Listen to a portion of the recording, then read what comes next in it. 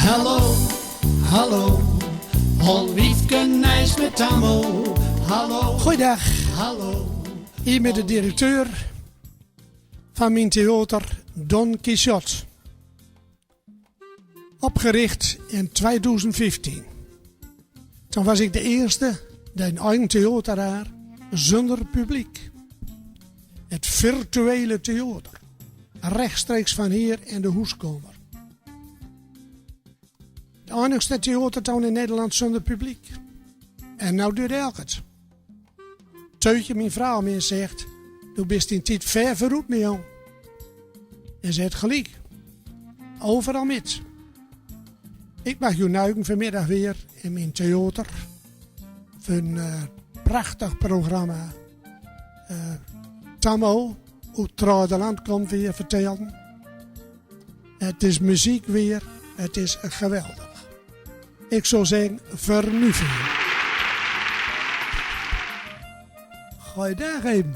Hier met Tammo. Tammo uit Woldendorp. Ik woon hier al landelijk. Gewoon achter toe, die gaat me de juiste mee. Kijk, de juiste met de radio hier. Nou, ze neemt me een deur half 7. Waarover ook begucheld op school al. Ze zeggen dat zit in familie. Nou, en dan wil je het ook weten. En dan heb je de hele stambouw goed viezeld. Ze staan allemaal in het joorbouw van de...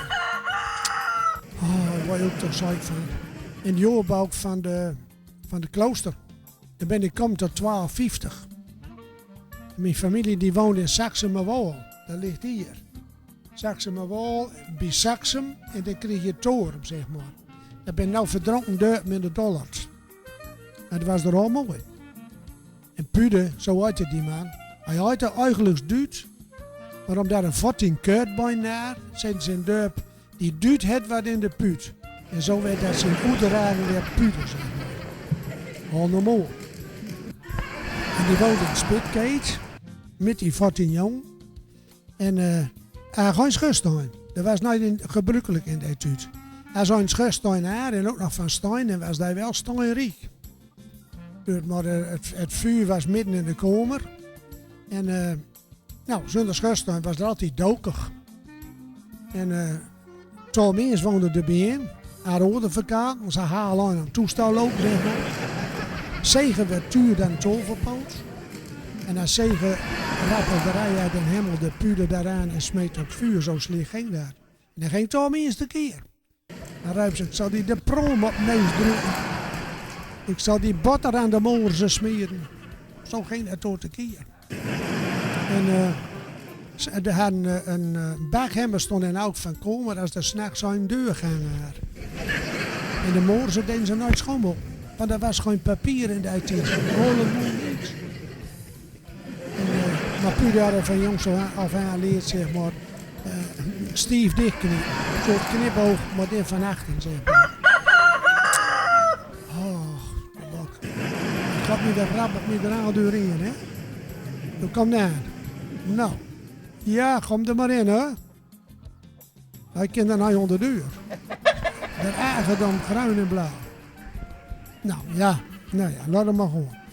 In 1900... Ja, ik moet hem een deur op nou. Ik hou hem een deur op, hè. Tak, tak, tak, tak, tak, tak. Ja, je kent er niks aan nou. Natuurlijk even goed deur. Hè? Dus hoe waren we blij met krantenpapier. En in 1960 maakt Minolu... In 1960 maakt Minolu de mozer nog haal schoon met krantenpapier. Toen had het Nijsblad nog nut. Ze had nooit dik in die tijd. Dus en als je voor een dubbeltje bent geboren, dan word je nog geen kwartje. Zo is het wel. Hè.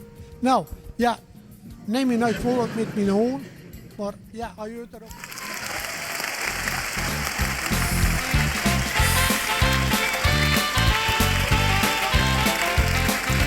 Ben je voor een dubbeltje geboren, dan word je nooit geen kwartje. Je kind nooit blozen van de toren en noesken met plag en dakje. Mijn ogen waren zo aan als Job, er was niks te verwachten. Ze verduinde het op de schop, plaatstoet moest de pien verzachten. Wie sluit met zwien op staan? was door lekker warm. Weer veel voor man wat smal, maar wat wil je, wie wen je aan?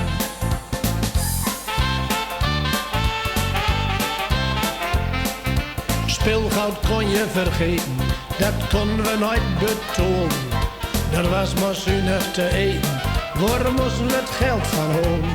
Door de 5e klas moest ik aan het werk, als kwam we nooit de tijd.